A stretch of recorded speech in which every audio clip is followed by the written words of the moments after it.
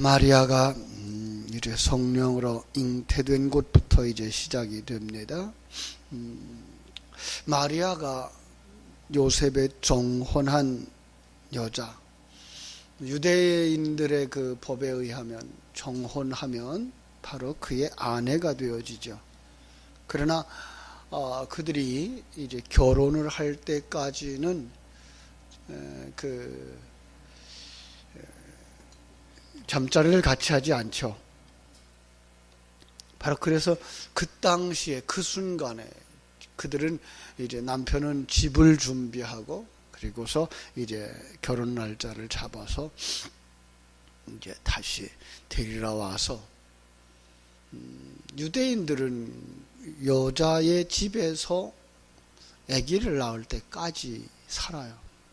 아기를 낳으면 데리고서 본가로 돌아가는 것이 바로 유대인의 결혼 풍습인데, 그런 결혼 풍습을 통해서 우리의 그 구원을 계시하시는 하나님, 참 그러한 풍습들을 이 땅에 주셨고 또 그 풍습을 이용해서 우리의 구원을 계시하죠. 정혼했다. 이건 하나님이 택한 백성이고요, 그죠? 이제 하나님이 우리에게 약속하면 우리에게 다시 오셔요. 다시 오시면 우리와 함께 여기서 아들로 완성될 때까지, 우리가 아들로 태어날 때까지, 그죠?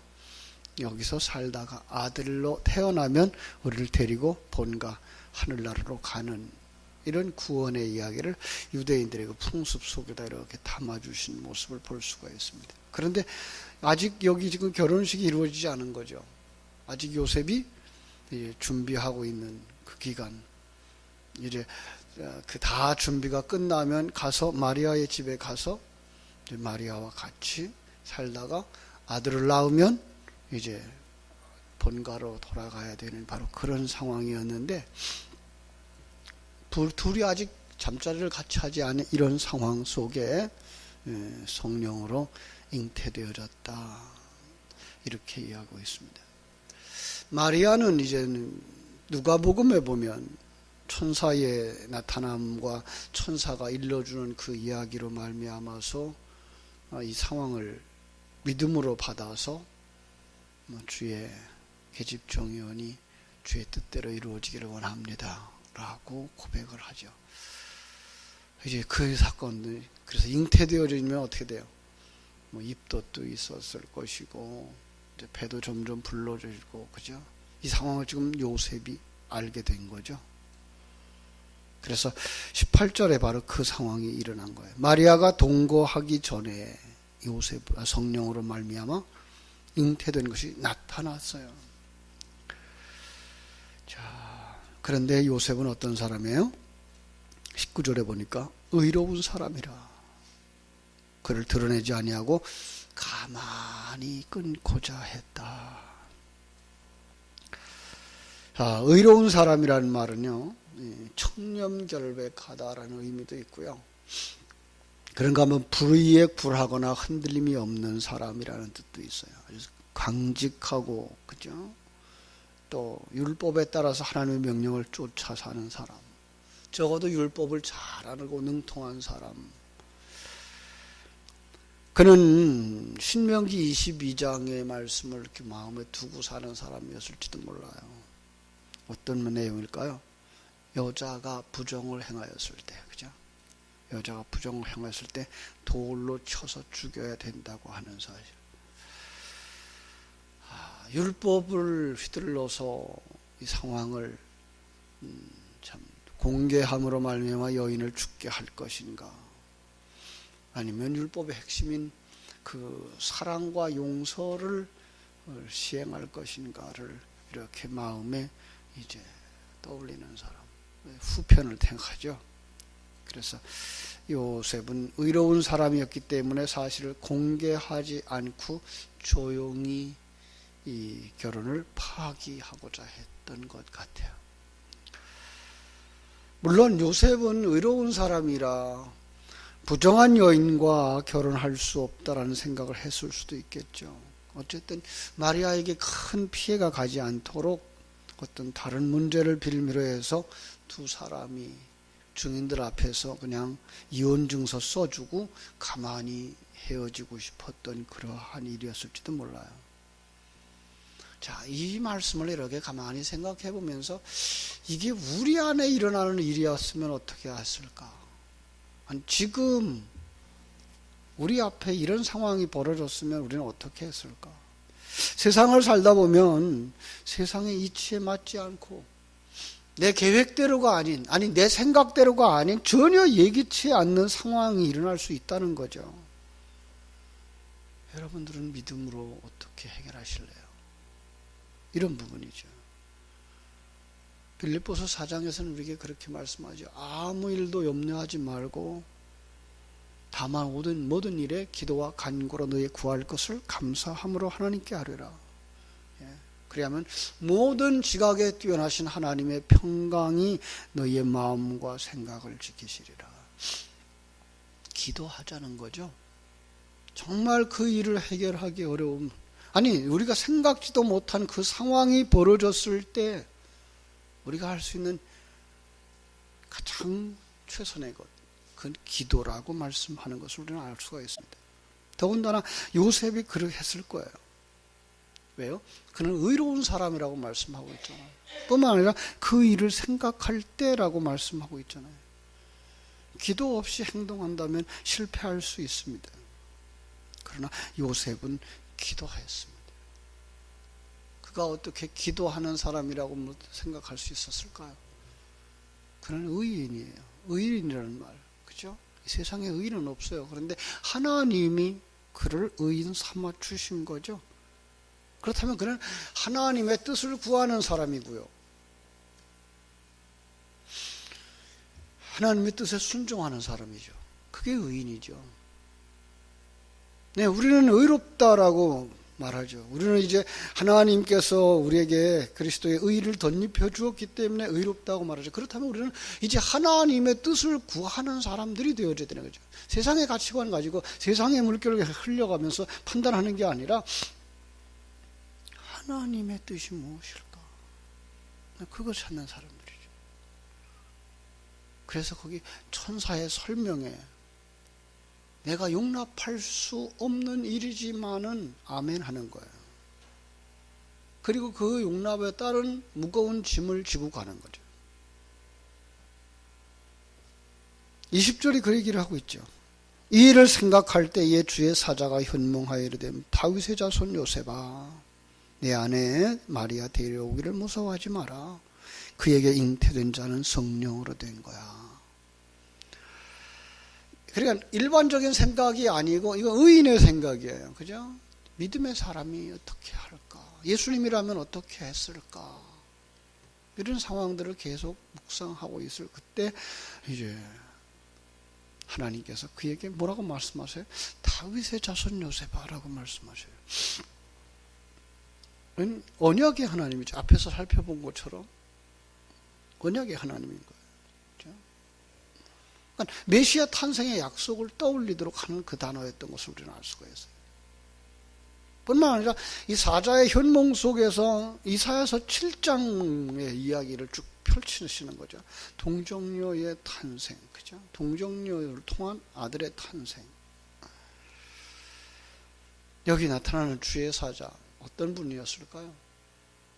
어떤 분은 이게 아마 그 마리아에게 잉태 소식을 전해 주었던 천사 가브리엘은 아니었을까라고 짐작하기도 합니다. 하나님이 우리에게 하나님의 뜻을 계시해 줄 때 여러 가지 방편으로 계시하시죠. 직접 이렇게 천사를 보내서 말씀해 주시기도 하고요. 때로는 하나님의 선지자를 통해서 말씀하시기도 하고요. 때로는 꿈으로 현몽하기도 해주셨던 것을 우리는 알 수가 있습니다.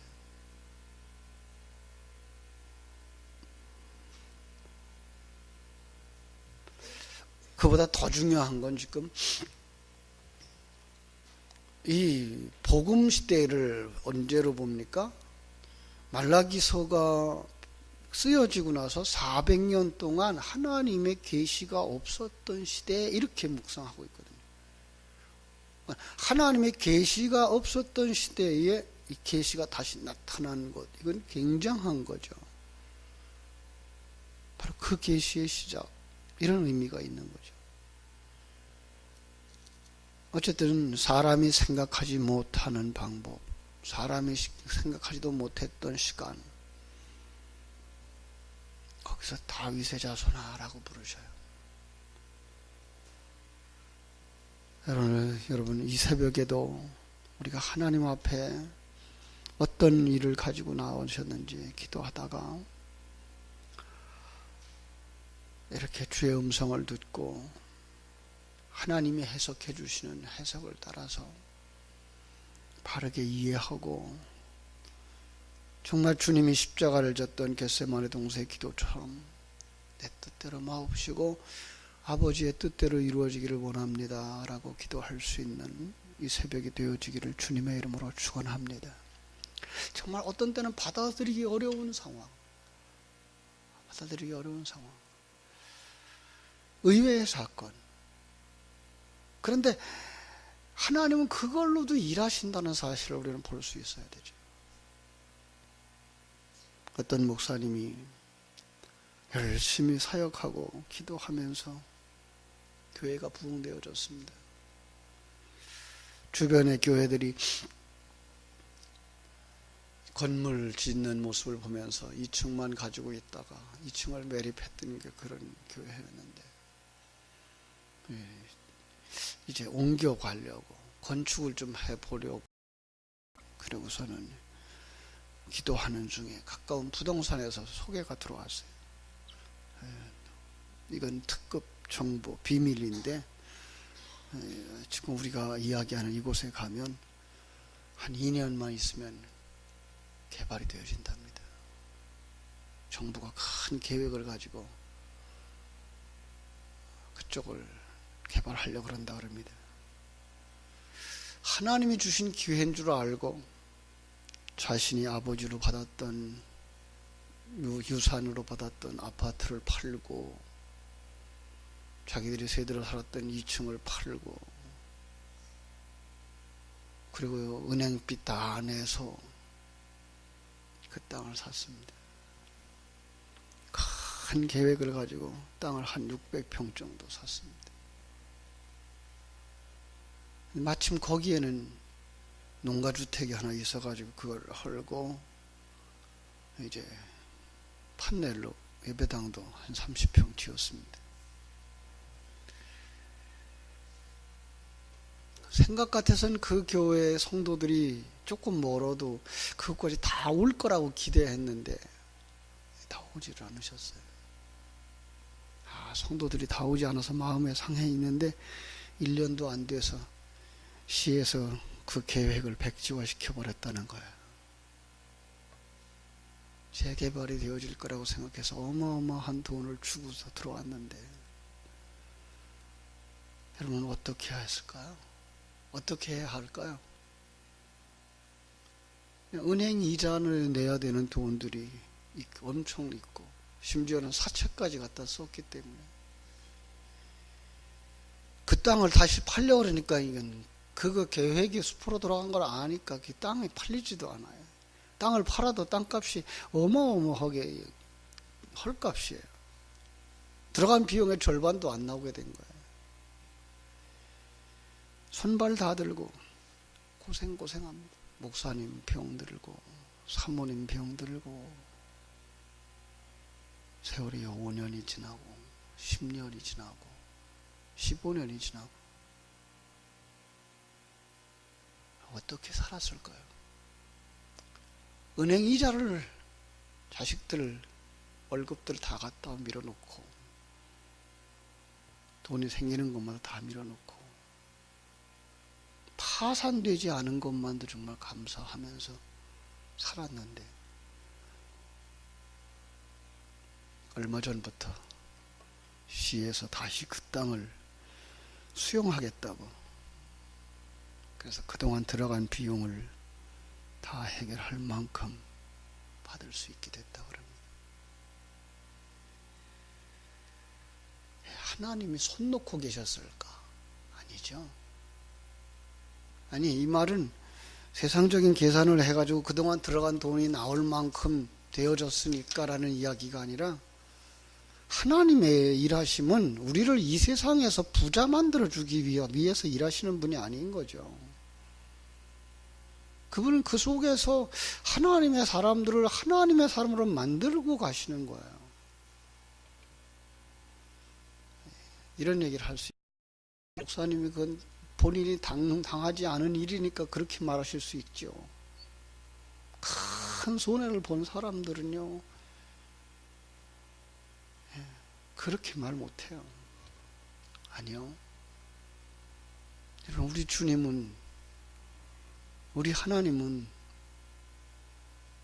우리같이 가치 없는, 남들을 돌아보지도 않은 노예값만도 나가지 못하는 그 작은 우리들을 구원하시기 위해서 하늘님의 그 독생자를 팔아버려요. 우리의 죄값으로 던져주시고 우리를 구하신다고요.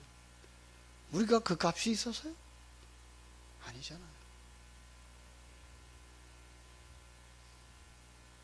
하나님의 일하심은 그렇죠. 우리 세상 사람들이 생각하는 것처럼 그래 그러다 보면 어느 날 채워주시겠지 이것 쪽인데 아니에요.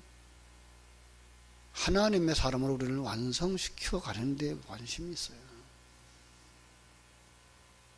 그래서 카타콤 속에서도 기다릴 수 있었던 거예요. 그 속에서 200년을 살 수 있었던 거예요. 200년이라 그러면요, 이거는 4대 5대 넘어가잖아요. 거기서 나가면 자기 귀족이에요. 대접받을 수 있어요. 그런데 그걸 포기하고 믿음을 지키는 거예요. 사자굴 속에서 들어갈 수 있는 거고요. 마지막 사자굴에서 죽을 수도 있어요. 아니 죽었어요. 초대교회 교인들은요.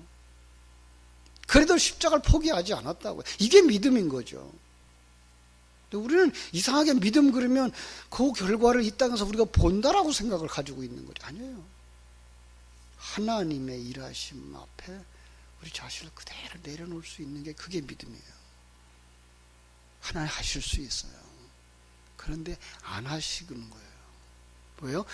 우리가 하늘나라 백성으로 완성되어지기를 원하기 때문에. 여러분, 마리아는 세상적인 계산을 했을까요?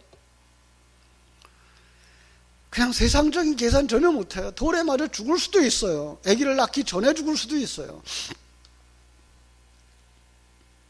아멘. 주의 저 여종이오니 주의 뜻대로 이루어지기를 원합니다. 고백할 때 그는 이 땅에서 보상받을 어떤 것도 생각지를 못하죠.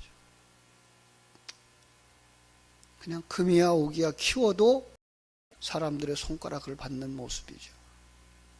춥고 배고픈 삶을 사는 걸 보아야 했고, 마침내는 십자가에서 죽는 그 아들을 가슴에 묻어야 하는 어머니. 언제 보상이 있어요?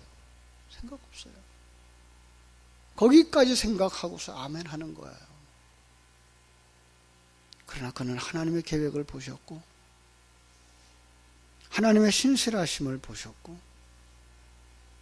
내가 죽어서 하나님의 뜻이, 하나님의 계획이 성공된다면 나는 내 모습도 내 목숨도 드리겠습니다. 거기에서 아멘이 나오는 거죠. 요셉은 어땠을까요? 세상 사람들의 손가락질을 당했겠죠. 그죠? 얼마나 멸시를 당했을까요? 저 바보 같은 녀석. 남의 새끼를 제 새끼인 줄 알고 키운다고 저거. 애비가 누군지도 모르는 자식 돌보는 멍청한 사람. 그런 소리 안 들었겠어요. 뻔히 아는데. 결혼식 한 지 몇 달 안 돼서 애기가 태어났는데.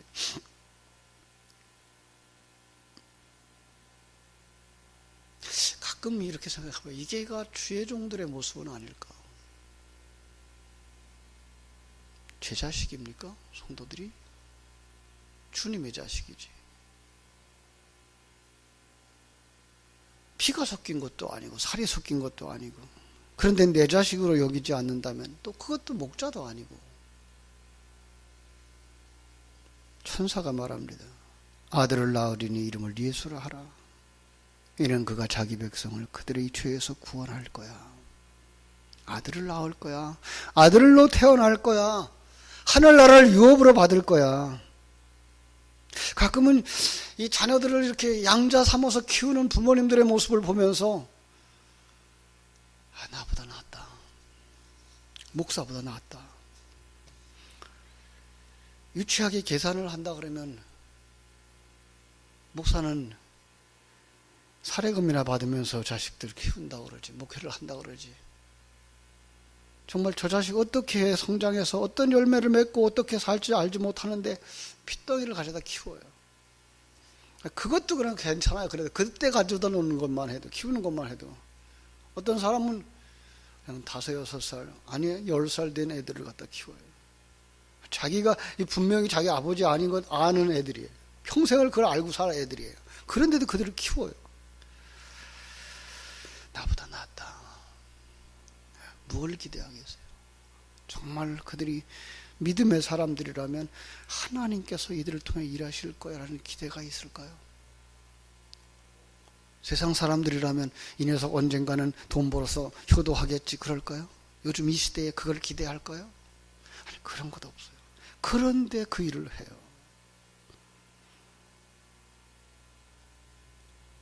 그런데 또 하나 생각해봐요. 아들을 낳을 거야. 이름을 예수라 그래. 이건 네 자식 아니라는 거야. 이 동서고금을 막론하고 자녀에 대한 권한은 아버지에게 있죠. 이름을 지어준다라고 하는 건 내 자식이야 라는 얘기예요. 그건. 근데 하나님이 이름을 지어주는 거예요. 너 아기를 낳아도 그건 네 새끼 아니야 이 말을 하는 거예요.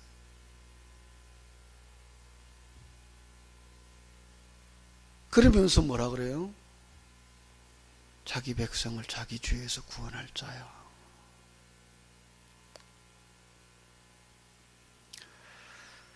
참 이사야서 7장부터 9장까지의 말씀을 통해서 이미 가르쳐 주신 말씀이에요. 유대인들은 그 성경을 암송하고 묵상하면서 살아왔기 때문에 그게 무슨 이야기인지 얼른 알아들을 수 있는 사람이죠. 그런데 그 일이 내게서 이루어지리라고는 누가 생각했겠어요? 그게 지금 우리 가정에서 이루어지리라고는 누가 생각했겠어요? 그럼 우리의 신앙도 그런 거 아닐까요?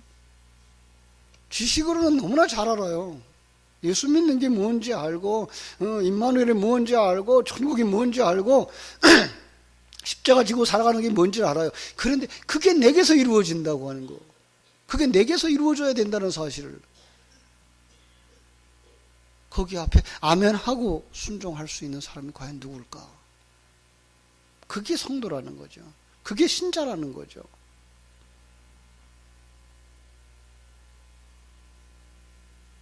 요셉은 받아들입니다. 마리아가 받아들인 것처럼. 그래서 역사가 일어나는 거예요. 여러분, 우리 속에서 하나님의 역사가 일어나기를 원합니까?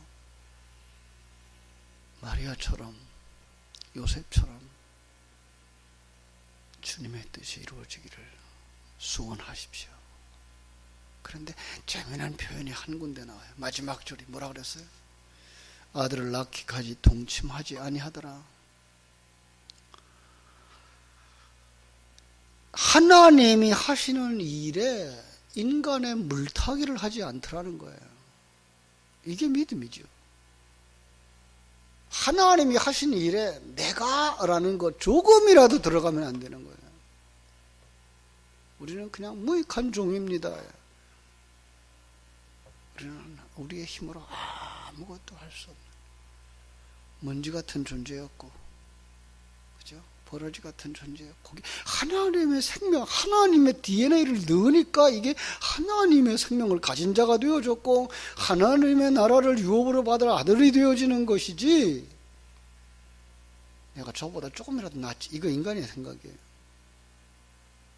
내가 내 힘으로 뭐 했지, 이거 인간의 생각이에요.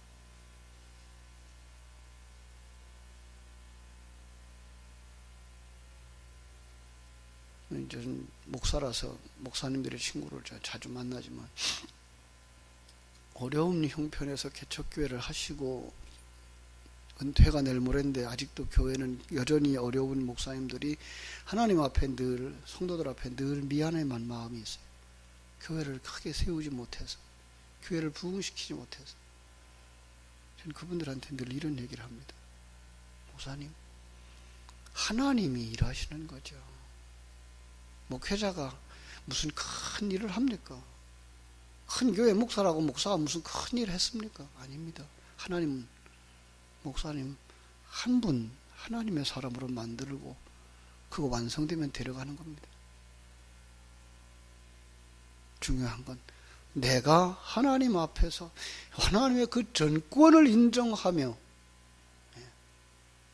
하나님이 걸어가게 하신 십자가의 길, 그 길이